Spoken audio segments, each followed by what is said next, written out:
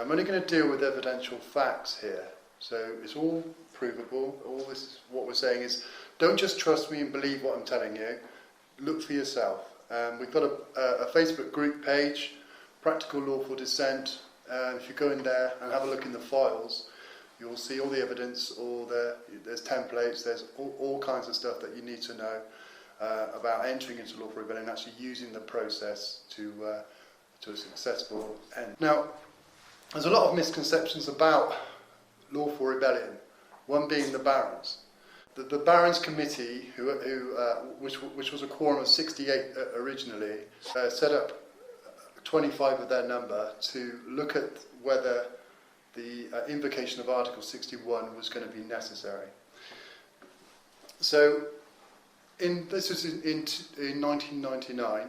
They set the quorum up and they discovered that the Nice Treaty was a treasonous document, and that they had an obligation under the common law, under the constitutional law, to petition the monarch not to give royal assent or to ratify the Treaty of Nice.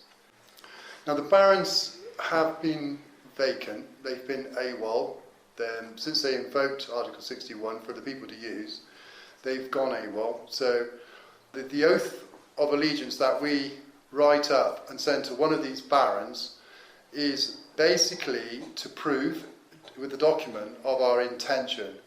So we're standing under Article 61, Magna Carta 1215, pledging allegiance to the barons as long as they comply to constitutional law. And that's the big crux of it. They're in service to the people, it's not the other way around. They already served the people by invoking Article 61, which is evidential fact, as I said. You can check this out for yourself. On the group page we've got letters between the Barons Committee and Sir Robin Janvrin, who was the Private Secretary of the Office of Sovereign at the time. We've also got Daily Telegraph reports of the invocation of Article 61 done by Caroline Davis from Daily Telegraph, written up on the 24th of March 2001, so you can Google that. You can see that it has actually been invoked, and it's not denied that it's been invoked. It can't be denied because it's all evidential fact. So we've entered into lawful rebellion by sending an oath of allegiance to one of the barons. There's a file in the group page of all their names and addresses, of current names and addresses of the barons. So we just do this to prove that we are not standing outside of the law. In fact, we are the only group in this country who are standing under the law.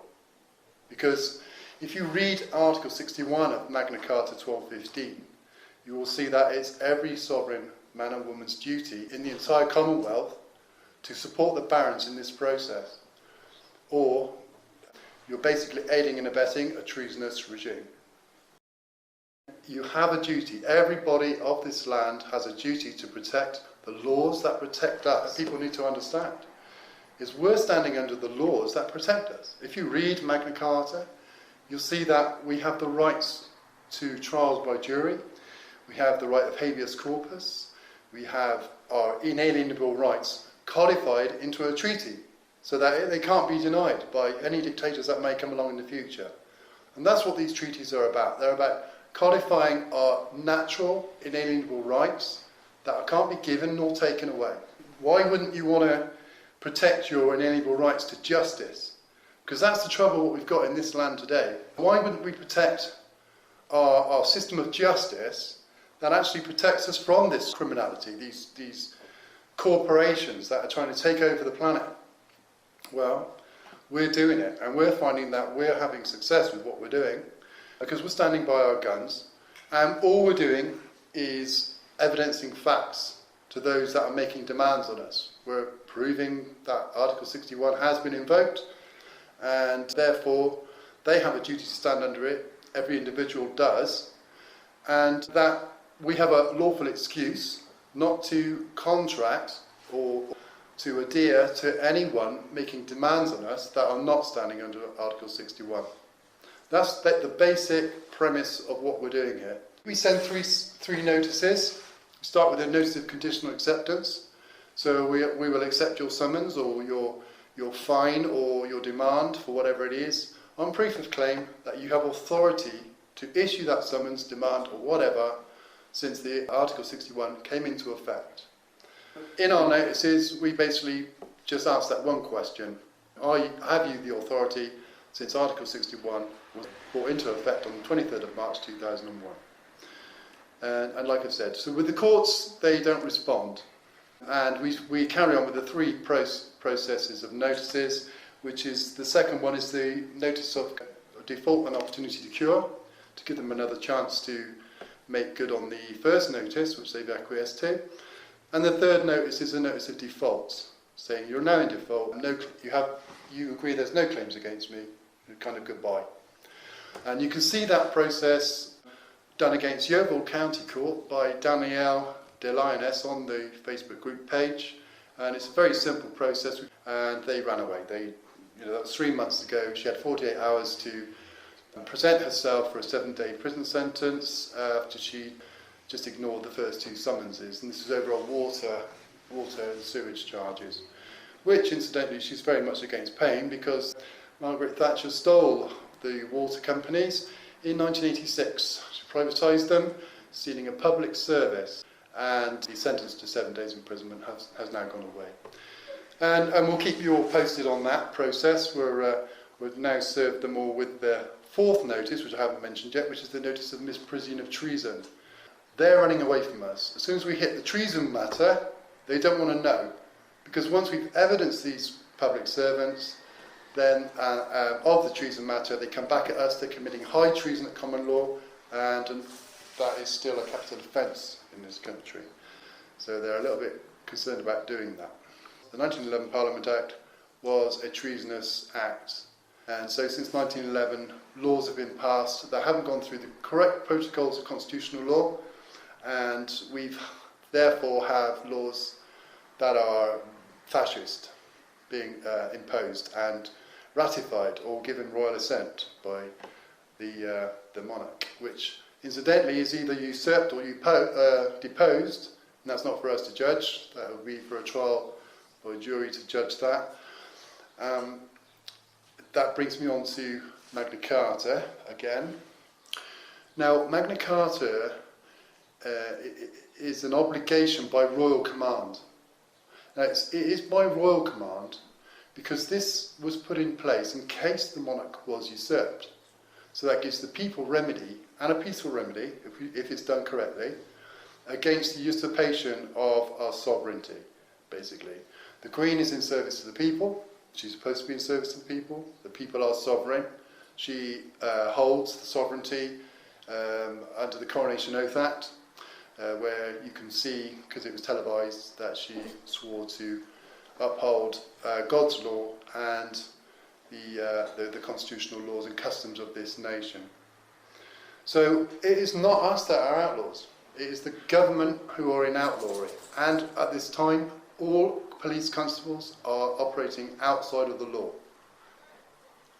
And that's an evidenced fact. You can just check it out. Right, they're planning on obfuscating the Magna Carta and creating a new Bill of Rights. Well, we've got to be mindful of this because we don't need a new Bill of Rights. The Bill of Rights we've got protects us. It's just more codified natural law that protects the people. And all we want in this movement is to evidence the treason matter, because that will get that out of Europe. Because once one act of treason has been proven to have been committed in a court of law, then all EU treaties will be null and void.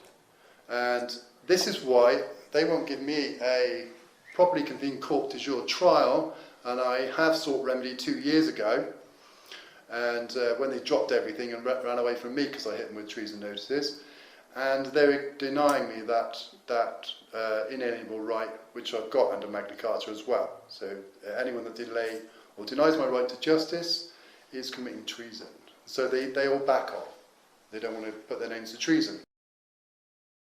You know, let's stop doing this. It's crazy. Ever since we entered into the common market, all prime ministers in this country have been appointed. They've been appointed by the Bilderberg Group. Now, Sandy spoke a little bit about the Bilderberg Group. They are under the United Nations. They are part of the United Nations. The Bilderberg Group set up the EU.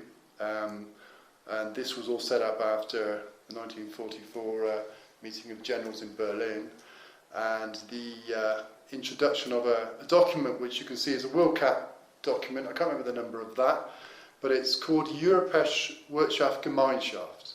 Now, if you read, you'd have to translate it, but if you were to read that, you'll see that it was brought into being. It's almost verbatim to the Maastricht Treaty, and so you can see that how they've brought in Hitler's idea of Europe into being by the treasonous treaties, and Maastricht was another treasonous treaty. The Lawful Rebellion movement has lobbied UKIP and Susan Evans. We went after the Green Party in London a couple of weeks ago. Natalie Bennett did a talk at Brick Lane, and we attended this talk, and she just ran away from the question. I was first in there with that the voting had dropped since 2001, and I asked whether that was because of the invocation of Article 61, and none of the panel would touch this. And we had a bit of fun there, but they wouldn't touch it. They just, I mean, Natalie Bennett later on in the talk just ran out of the building as soon as a colleague of ours mentioned the word treason. So they know. What we're suggesting is not taking to the streets, right? What we're suggesting is to either send an oath of allegiance to one of the barons, or if you're not comfortable doing that, declare your standing to either an alleged authority like a chief inspector or a manager of a court or whatever, or a politician. You can declare your standing in Article 61. You can put it in a document, a notice of conditional acceptance, a notice of lawful objection. I'll just explain quickly a notice of lawful objection, because if you've got nothing coming after you, you've got no claims against you, no demands being made against you, and you really want to get off your arse and actually put Article 61 into effect, you can lobby the local police chief inspector, state your standing, provide a copy of your oath, and ask if there's any objection to your standing, because you don't want to come into conflict with the policy enforcers. And you can get a little process going there. The premise behind using notices on public officials, alleged officials, is to educate. That's formally what we're trying to do here, is to educate people en masse. So if we send notices to them, we're being honourable, we're giving them a chance to remedy the matter, we're giving them a chance to understand Article 61. And so if more of us are doing this, the word would be getting out there a lot quicker.